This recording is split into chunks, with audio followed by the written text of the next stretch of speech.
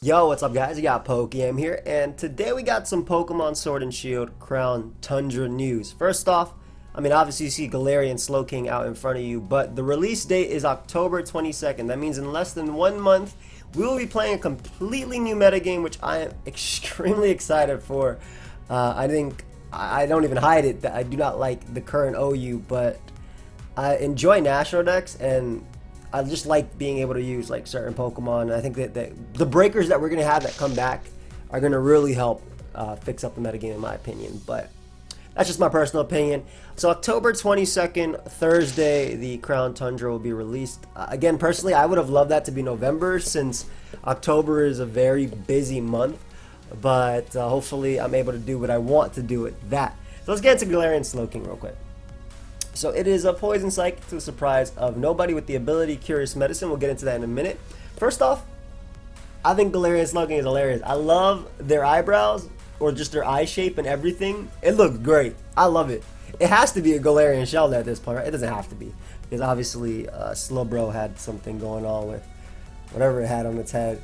But I love the little Dracula cape over going on. It's not Dracula cape, but like it's the first thing that came to mind. I thought it was a Marini at first that would bite its head. I'll be real. Obviously when we saw Galarian Slowbro and we saw the shell sidearm, didn't really make the biggest difference there. Now its ability is Curious Medicine, but much like Galarian Slowbro, I'm assuming it will also have access to Regenerator. Which I think would be great for a Poison and Psychic type Pokemon. It's already proven that Galarian Slowbro is extremely good in RU currently, and I think in general I think it's really cool too, and I think the Quick Draw stuff is nasty with Quick Claw. But let's look at it real quick. A Brainy Shelter takes charge. A Shelter bite sets off a reaction between the chemicals secreted by Galarian Slowpoke's brain and the spices inside its body, causing Slowpoke to gain the Poison type as it evolved into Galarian Slowking. The Shelter's intelligence also skyrocketed, giving the Shelter psychic powers that put other psychic type Pokemon to shame. My god, Zam, step it up. Is this oozing out? Yeah, that is oozing. Galarian Slowking has been observed uttering incantations in order to communicate with each other, like Uncle. They also appear, if you know what I'm talking about when I said Uncle, then plus 2 points for you. They also appear to chant mysterious spells when using moves in battle. Exactly what these Slowking are saying has yet to be fully understood. Okay, so I mean, again, in terms of design, I like it. I think Poison Psychic is incredible, right? I think Poison Psychic is an incredible typing, and I mean, I'll explain why, but it's the same reason why Galarian Slowbro is good. Being Poison type, you are immune to Toxic.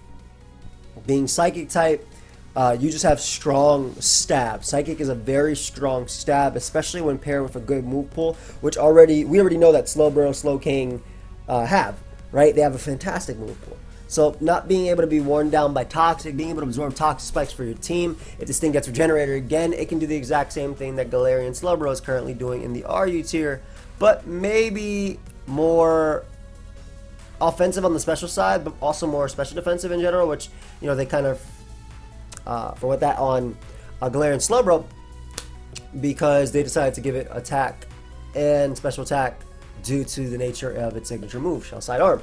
But I love this typing. I love this. I'm a huge fan of setup Pokemon that can beat fat cores with Clef, Toxapex, Ferrothorn. And I say Ferrothorn too because, I mean, it definitely has Flamethrower, Fire Blast, whatever.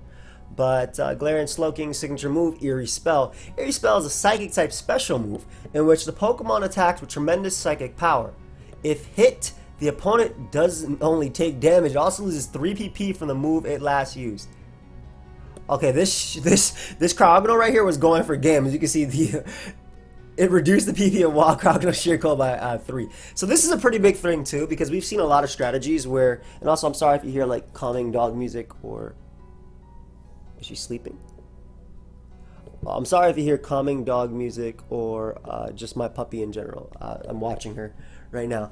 But I love abilities. We've seen strategies where pressure stalling is a thing, and being able to take the soft blows of an opponent, or being able to take, let's say they go for Fire Blast or whatever. Fire Blast only has 8 PP if you PP max it. 5 if you don't. You take 3, not counting the one they use, it's already down to half of what it actually is, right? So that's an incredible move. It says if it hits, so I'm assuming it is a signature move that doesn't have a negative drawback like Draco and Leaf Storm and stuff like that. So I would assume, what is this, like maybe around 100 base power, maybe 90 accuracy, 80 accuracy. I hope it's 90. I really hope it's 90, or at least 85, like at the worst case. I don't want it to be anything worse than that. I don't want to start throwing on some Magma Storms. I already got to do that with my Heat Ran, but which is coming back. But I love that move. Strong psychic move too. I like the idea of, like, you know, stopping something from calm minding and just setting up and stuff like that too, especially with its good just typing. I think this is really nice. One sec, I'll be right back. As I mentioned, I'm a big fan of that. But we have Curious Medicine. Galarian Slowking's ability, Curious Medicine, is a new ability introduced with the expansion. When a Pokemon with this ability enters the battlefield, ally stat changes are reset. This is a really good doubles ability. It deals with Intimidate, which, as you can see right here, the example they have Arcanine intimidating Absol, and then this Mon comes out. I was really hoping that with Galarian Slowbro having Quick Draw, which gives it the ability to sometimes move first, this one would have the ability to set Auto Trick Room when it comes in and completely flips the competitive world. But then again, I just always want to break things. That's my, you know, that's kind of the way that I like to do it. But yeah, in terms of doubles, it's a really good ability. You know, Intimidate's there always. Max moves, lower stats as well. And raise stats too. Kind of feel like a Self Haze would have been a little bit better, but obviously if you had Intimidate on your team, being able to cancel that out for the opponent isn't the best. But I don't care too much about the ability right there. Do we know? Yeah, we already know this Mon. We already know Calyrex. We already know.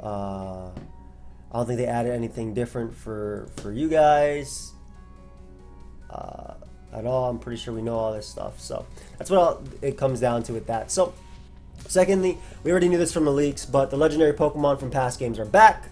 So all my favorite Pokemon are back: Latios, Latias, and Suicune. I don't know about Ya. Here it is. I'm about to say, where's Suicune? I don't know about Ya, but my favorite Pokemon are back. More excited about, like, Zapdos, Articuno, and Moltres, both forms, just because heavy duty boots makes a huge difference. In terms of Ubers, I know you guys are hella happy. Not that Ubers is like, I mean, it is, Zacian is good, but it's one-dimensional in a sec, and like in its own self. But Promogradon's amazing, but can do everything, right? So I wonder how this is gonna change Ubers. Also, Heatran is the one I'm most excited for when it comes down to, like, Newmons coming back too. We need a Stallbreaker, and Heatran just does that with Magma Storm and Taunt easily. As well as the fact that obviously the Tapus, but I mean, Coco getting Play Rough in close combat from what we've heard. Bulu getting close combat and Play Rough as well from what we heard. Lily, if it gets Expanding Force, and Feeny is Feeny. Feeny's defensive coverage, and Misty Terrain is always nice as well to play with. So I'm excited. We're finally getting some breakers. Zygarde coming back too. Oh, I cannot wait to click 1,000 arrows on you guys. Oh, do not ban this Mon. Though we got Torn as well, and Tornadus gets Nasty Plot if I'm not mistaken too. Oh, who knows? Obviously, when the things actually come, but that's gonna be big. Landorus, both of them. We got Landorus T. Maybe they'll finally give it Dragon. I doubt it gets dual wing beat as well, but who knows? Who absolutely knows? Like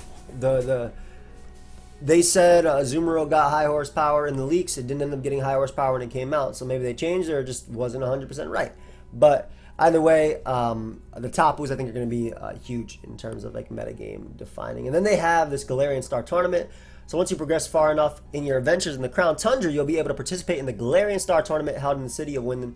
This tournament is Leon's brainchild, intended to fire out the spirits of the Galar region. Once you accepted Leon's invitation, you'll be able to pick a partner from among the many trainers that you met through the adventures.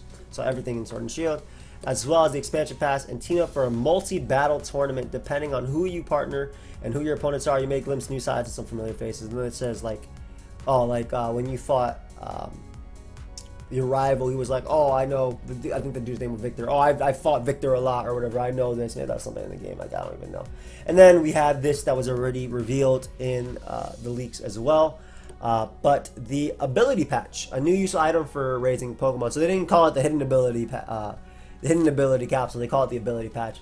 But basically, it will give your Pokemon, it will change it to its species hidden ability. So that's really cool for obviously Dracovish and Dracozolt as they get their Sand Rush abilities. And of course, Arctovish and Arctozolt as well get Slush Rush, and that'll be really good. That'll raise their viability as well. I'm sure they'll be banned in lower tiers too.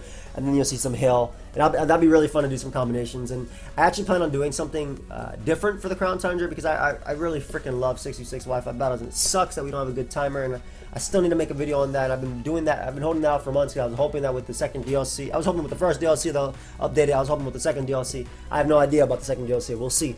But I plan on playing my boy Vigilai in like a million Wi-Fi battles because he knows how to do the chess timer, and we're going to be using new stuff, and that's going to be really fun because you're going to see me using Arctozolt with Slush Rush with a Alolan Ninetales and trying to sleep with that. So that'd be cool too.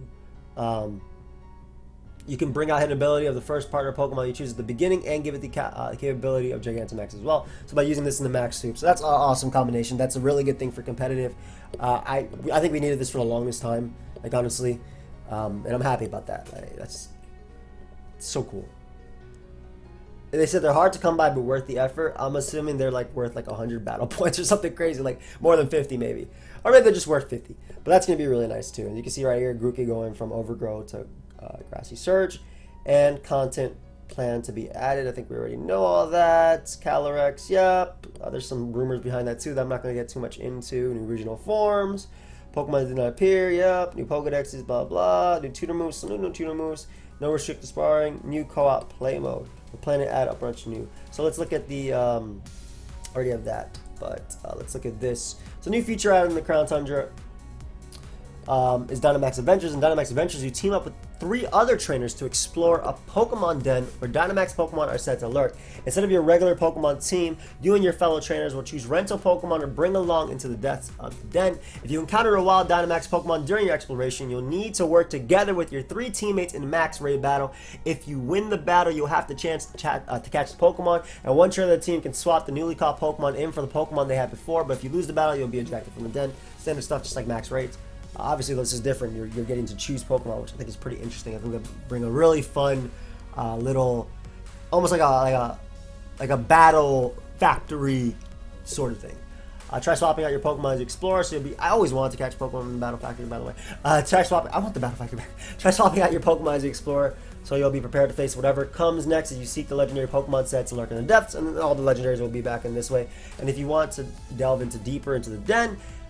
Endless Dynamax Adventures may be the thing for you. Endless Dynamax Adventures let you keep on going until you lose a battle. Give them a try. Also, it is like that. And it's like, hey, you're in battle number whatever. That's pretty cool. You play with people, and you rent Pokemon. I like that. I like the way this field is. Well done defeating a tough opponent. And then we see the legendary Pokemon in the back. So I think that's all. I mean, there is Gigantamax Melmetal, which I feel like that was that already released? I don't remember. I click right here when it comes to news. So we already know it's Thursday, October 22nd. Also, they have apparently on sale on Friday, November 6th. They're giving away, but they're selling the Pokemon Sword and Shield plus expansion pack already given in. Expansion pass early bonus. Hold on, what does this give me? Is it Pokeballs? Don't tell me it's a Pokeball. You'll receive 100 Pokeballs as a special bonus, bro. Give me 100 rare candies. Adventures, legendary Pokemon, Galarian Star Tournament, Pokemon Go will connect with Pokemon Home by the end of 2020. I know a lot of my viewers play a lot of that. I haven't played too much Go as of late. We don't have this Pokemon yet, right? I'm pretty sure we don't have Melmetal. Maybe I'm wrong, but it says new there, so I'm assuming. And yeah, that's Gigantamax. So either way, that's cool. I still have my little Melmetal, my little Meltons in my Go though. But yeah, let me know your thoughts on the news. Kind of wanted. I mean, this is exactly what I thought we'd get, right? Galarian Slowking revealed. Talks about the legendary Pokemon returning, a little bit about the story and the hidden item, one new item, which is what we got. So Let me know your thoughts, guys. I will see you guys next time. I had a really fun video coming out later today, and that's it. Goodbye, my friends.